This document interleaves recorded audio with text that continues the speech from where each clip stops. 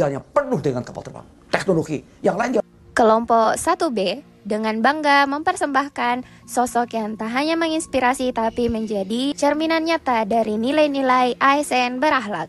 Ia adalah Profesor Dr. Insinyur Haji Baharudin Yusuf Habibie. Kami memilih beliau bukan tanpa alasan.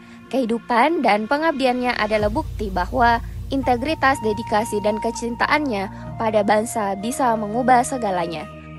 Mari kita saksikan bagaimana semangat sang visioner ini terus hidup dalam setiap pengabdian kami. Inilah kisah kami yang terinspirasi dari Bapak B.J. Habibie, teladan berakhlak sejati.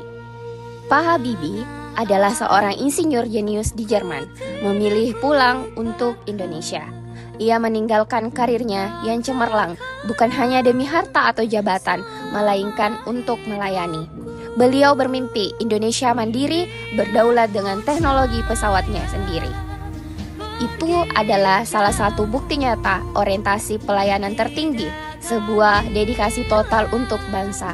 Dari beliau, kami belajar bahwa melayani bukanlah sekadar tuntutan tugas, tapi juga panggilan hati. Setiap senyuman yang kami berikan, setiap kesulitan yang kami bantu selesaikan adalah wujud nyata dari pengabdian. Akuntabel. Sebagai presiden di masa transisi reformasi, Bapak Habibie bertindak transparan dan terbuka terhadap kritik. Ia mempertanggungjawabkan semua kebijakan dengan pendekatan demokratis, termasuk membuka ruang kebebasan pers dan membebaskan tahanan politik. Keputusan berani memberikan referendum bagi Timur Timur adalah salah satu bentuk nyata pertanggungjawaban terhadap prinsip-prinsip demokrasi dan juga HAM. Kompeten, kemampuan teknis dan kecerdasannya diakui dunia. Bapak Habibie dikenal sebagai salah satu putra bangsa paling cerdas. Ia menjadi direktur teknologi di perusahaan MBB di Jerman. Ia menciptakan rumus yang dikenal sebagai faktor Habibie dalam teknologi pesawat terbang. Bapak Habibie menjadi simbol insan Indonesia yang unggul secara intelektual dan teknis.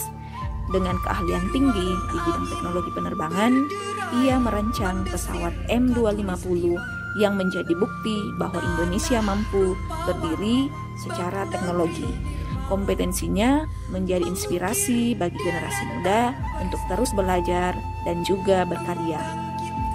Dalam keluarga, hubungan dengan Ainun menjadi teladan harmonis, saling mendukung dalam suka dan duka, termasuk saat Ainun sakit keras, Habibie selalu setia mendampingi. Ini menunjukkan bagaimana keharmonisan dalam keluarga dan lingkungan kerja menjadi pondasi kuat kepemimpinannya. Pada nilai loyal, diketahui bahwa B.J. Habibie sudah mempunyai karir mapan di Jerman, bahkan dihormati sebagai pakar kelas dunia di industri pesawat. Namun ketika Presiden Soeharto memintanya kembali, ia dengan rela meninggalkan kenyamanan hidup di luar negeri untuk mengabdi pada Indonesia. Di lingkungan kerja, Habibie dikenal dekat dengan semua orang, dari teknisi hingga pejabat tinggi.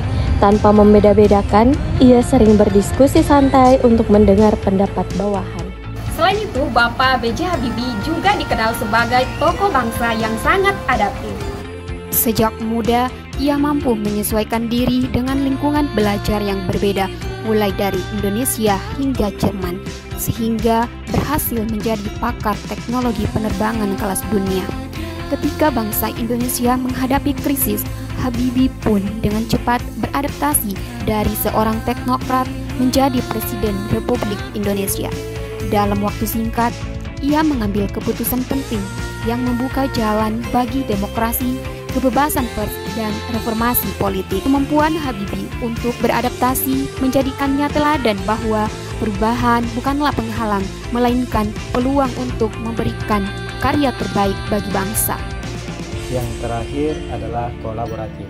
Selama hidupnya, Bapak Habibie selalu menekankan pentingnya kerjasama antara ilmuwan, birokrat, dan masyarakat.